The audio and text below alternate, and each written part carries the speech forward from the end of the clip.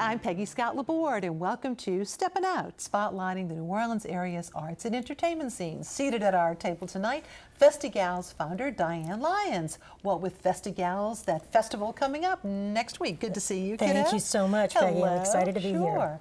Poppy Tucker, host of the radio program Louisiana Eats, airing twice weekly on WWNO Radio. Hello, Hi, Miss Peggy. Poppy. Hi.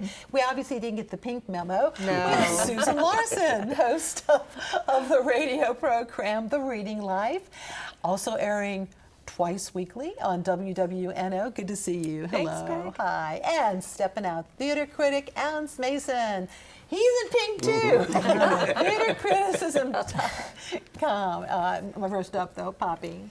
Well, I have the most wonderful thing to do. Give yourself a great treat and go see Beth Biondo at her Beth Biondo Suites because she's doing 2 summer workshops. This is a really rare opportunity to learn from the master. At 6 o'clock, June 19th, and on June the 26th, she's featuring custard desserts like panna cotta, pot de creme, and creme brulee. It's gonna be delicious. It's gonna be such a good time.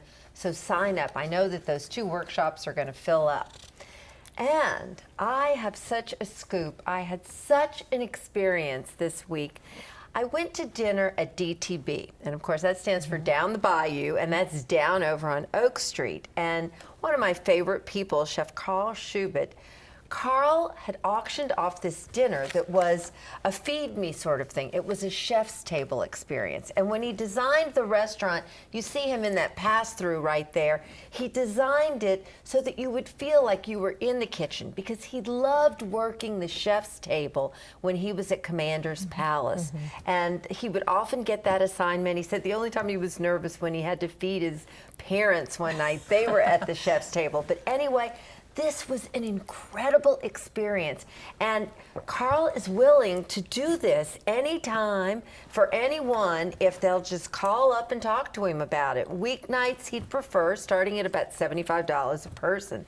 And I can't give you actual dish names because they were really sort of improvising as we went along, but we started off with this oyster on a half shell that had a little shrimp ceviche on top. We moved right into a seared tuna appetizer that was, it was like artwork. It was just exquisite. Then we had tempura fried drum that had Cajun caviar, and it was on this very exotic coleslaw and also some potato salad. The potato salad, you see the trout roe, those little golden beads? It was the best trout roe I ever tasted.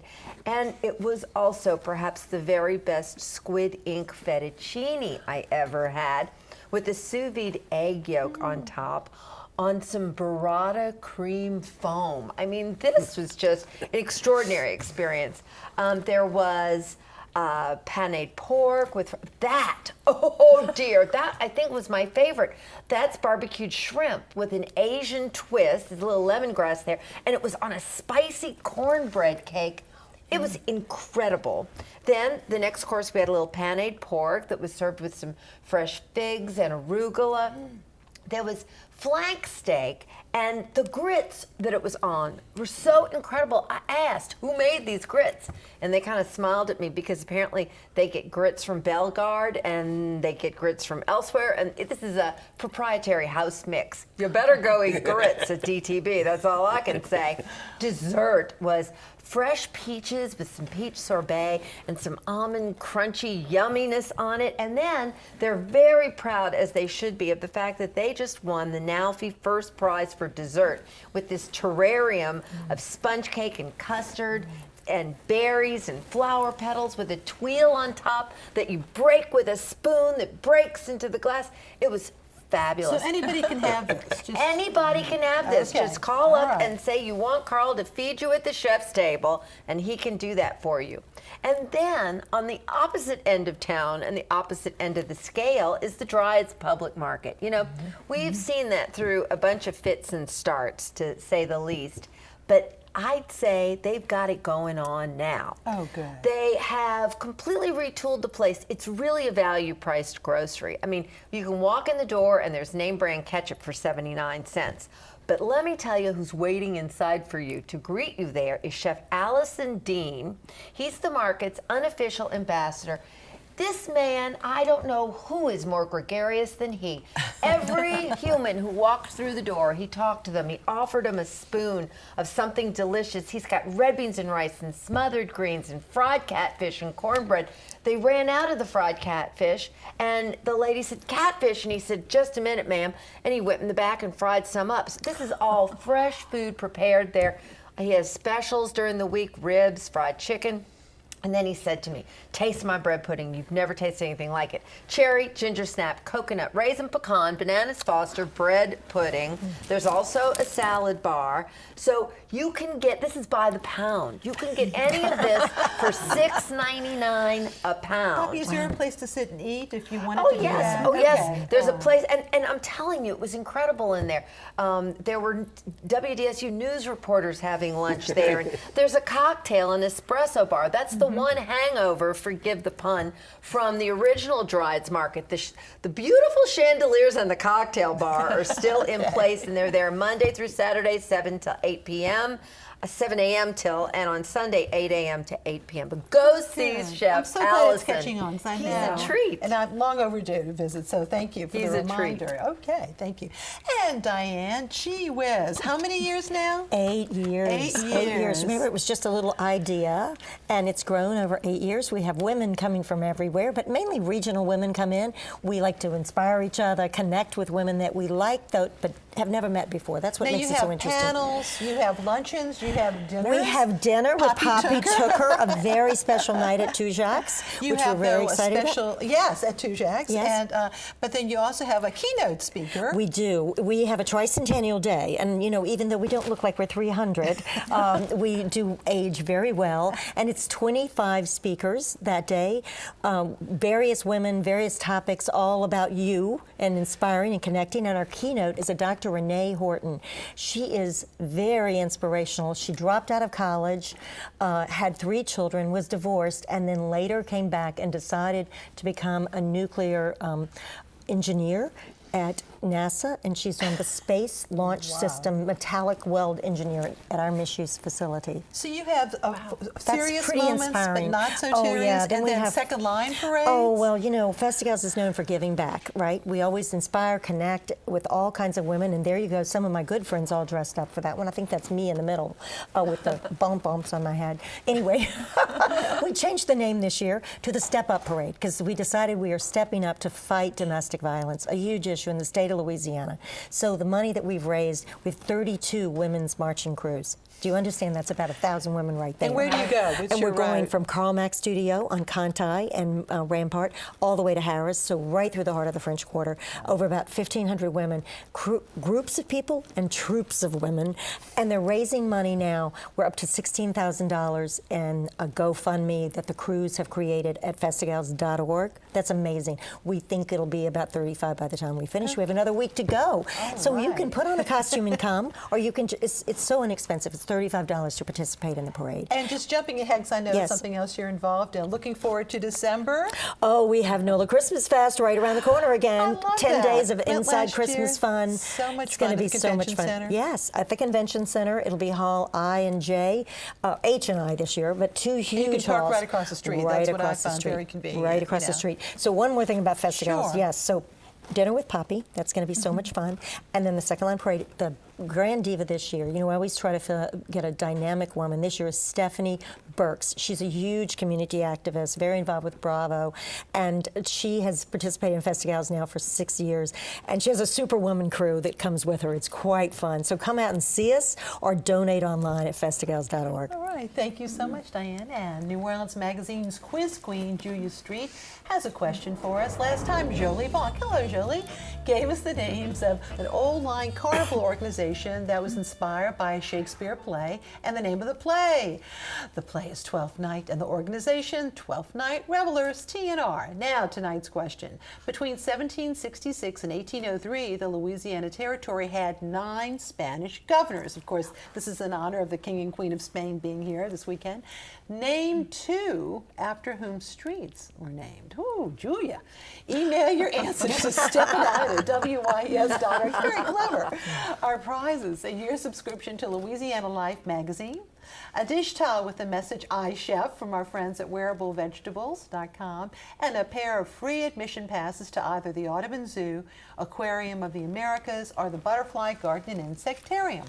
You can go to WYES.org for our online calendar to see our lineup of events. You can also link to our WYES YouTube channel to see our program. And now, Susan, summer reading with a local flavor. Oh, summertime and the reading is plentiful as always. Well, if you read only one novel in the coming months, make it The New Inheritors by Kent Wascom. It's the third volume in this great family saga of the Woolsacks, who've been involved in nefarious doings on the Gulf Coast ever since 1799. And in this volume, The New Inheritors, the Woolsacks come into 1914 New Orleans. And you know what happens in 1914. We're on the edge of war. We're waiting for the hurricane, the big hurricane of 1915, the coming influenza epidemic. And in addition to all these family rivalries and historical events, there's a great love story with Kemper Woolsack, the youngest woman in the family, and an artist named Isaac Patterson who resembles no one so much as Walter Anderson. Oh. And it is a great story of art and living in the Gulf Coast in nature. Very, very romantic and memorable. And you can read these three books, The Blood of Heavens, The Sesha, or The New Inheritors, either right in a row, which will make you very happy. You can read them individually, or just read this one and you'll be glad you did, I think. And then later, this is coming right out of an envelope, later in August, we'll have a new novel, Praise Song for the Butterflies, from Bernice McFadden, who teaches at Tulane University and is a story set in West Africa. She's a terrific writer, wrote the Book of Harlan. Now, nonfiction is king this summer, I have to say, so much. We love her. And first up is Sweet Spots, In Between Spaces in New Orleans. It's a collection of essays edited by Barbara Ewell and Terry Toulouse that grew out of a course Terry taught with the architect Mac Hurd, who wrote the wonderful book French Quarter Manual. And they taught a course on New Orleans as a cultural system. And this book talks about those funny little in-between spaces, you know, not just porches and galleries and things, architectural spaces, but also the way we look at space and imagine it in New Orleans. One essay is about legislating women's spaces. So you have Storyville on the one hand, and then you have the Christian Women's Exchange on the other. You know, all kinds of things like that. Christopher Benfey has a great essay about Degas spaces in New Orleans. So, you know, Terry says we're a city always in conversation with ourselves, and everyone who reads this book will look at this city in a slightly different way. I think it's fascinating. What a good idea. It is a good idea, and they'll be at Garden District Bookshop Sunday the 17th at 3:30.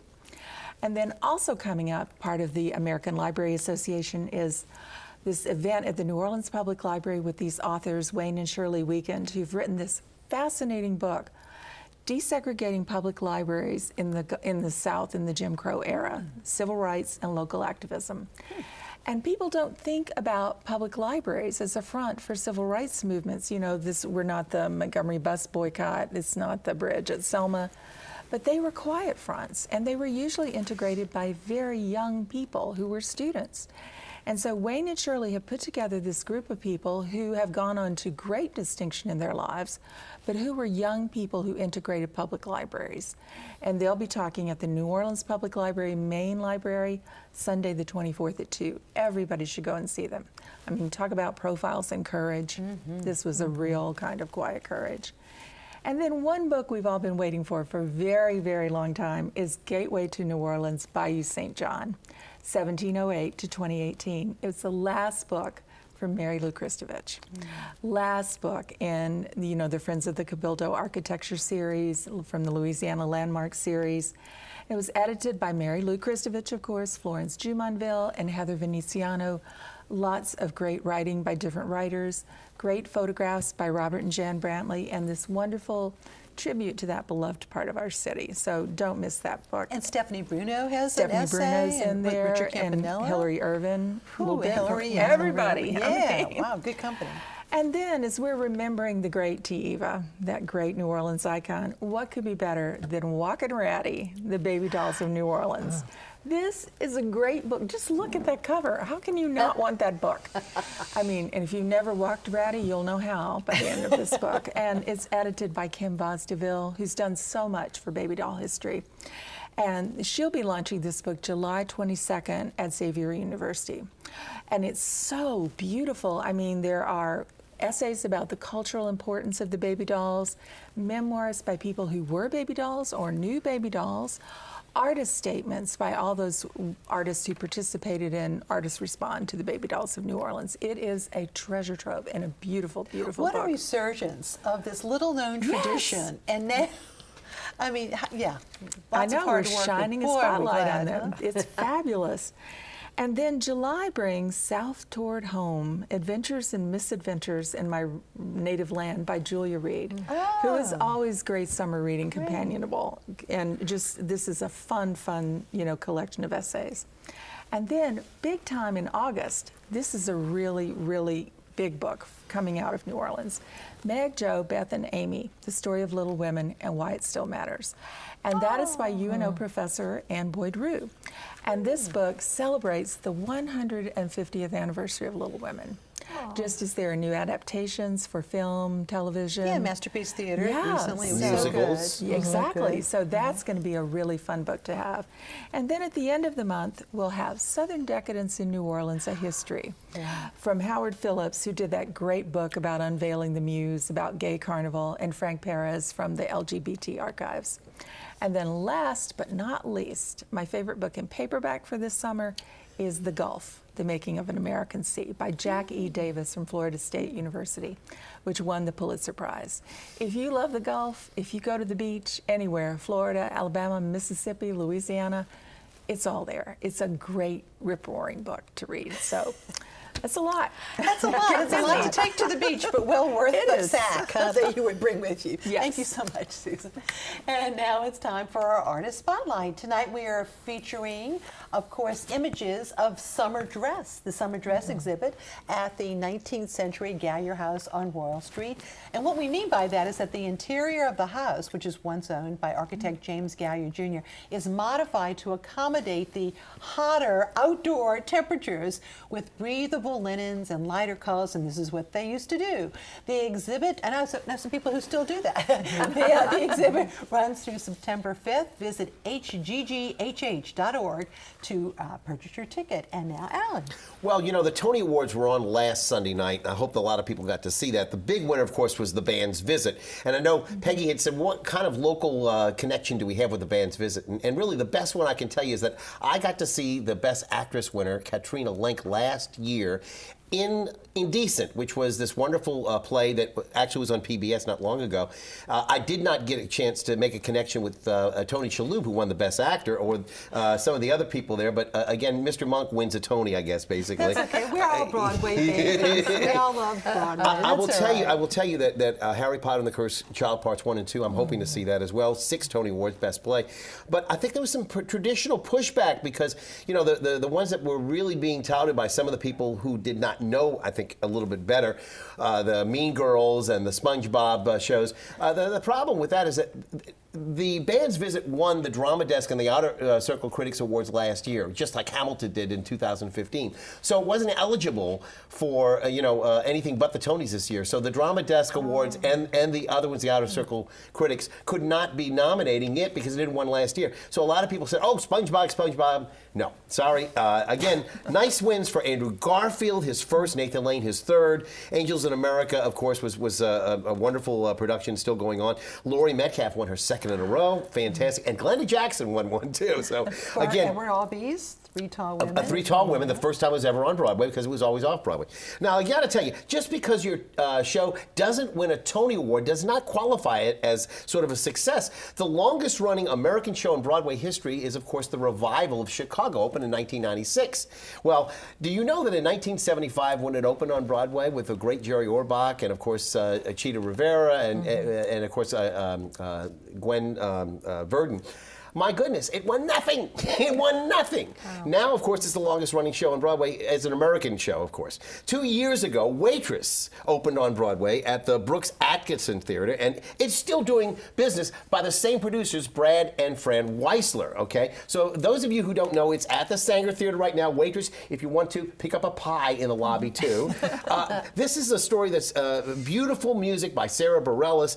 She, of course, just hosted the Tony Awards with Josh Groban. Yeah. Not bad, great singer, of course. It's based on an independent film of the same title that reflects on the central character of Jenna, who is played enthusiastically by Desi Oakley. She's a Broadway veteran who also is a singer-songwriter. She's got great pipes. She's the skilled baker of these pies with wonderful names like Wild Berry Pie and whatever, etc. She's joined at Joe's Pie Diner by her co-workers Becky, who's played by Charity Angel Dawson, and Dawn, who's Lenny Klingeman.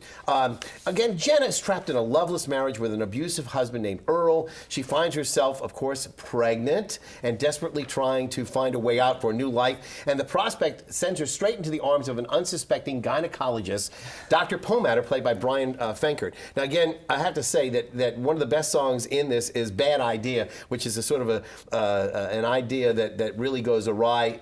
If you're going to choose to have an affair with your doctor, I guess, you better make sure he's not your obstetrician gynecologist. Anyway, this is a wonderful show. It's funny. It's got all kinds of humor. Again, some of the pieces in there with Baking Can Do, it allows Jenna to really talk about her history and the connection she made in baking with her mother. I really think that the second act was also wonderful. Starts out with this great piece, You Matter to Me, with the doctor and Jenna. Jenna's discovery of herself really comes to fruition in the birthing room, if you will, because she's having this baby that she really doesn't want, and then finally it all dawns into her that this is what really is the most important thing. Again, I really urge you all to see this. I don't think I've given too much away in this. If you've seen the film, you know it's based on the independent film by Adrienne Shelley, who of course died tragically. She'd filmed the Waitress film and actually it was waiting to be cut and to be produced, and she was tragically murdered in New York in 2006. It was released posthumously in 2007, but a great film, and I think if you get a chance to see this, you will enjoy it. Again, Waitress playing through the 17th Sunday. Now, also on the board starting again this weekend is Crowns. This is a play that's being directed by Tommy Myrick. I have to say that this was presented previously by Anthony Bean's Community Theater, and those of you who would like to see a story about strong women of the church will appreciate this, and of course the hats that they wear in the church are their crowns. Also on the boards for the younger set, Michael McKelvey and the Summer Lyric at Tulane people are putting on The Tortoise and the Hare, and yes, the traditional Aesop fable, but done musically and done in the Rogers Memorial Chapel. You should check that out. And Southern Rep is not to be missing out on its children's plays. Elephant and Piggies, We Are in a Play is going on, and I think Becca Chapman is very involved with this. Again, I would urge you to see that if you're a kid, or if you're an adult who just wants to see your kids have fun. That's again through the 14th, I think, of July. Various times, check the website for that as well.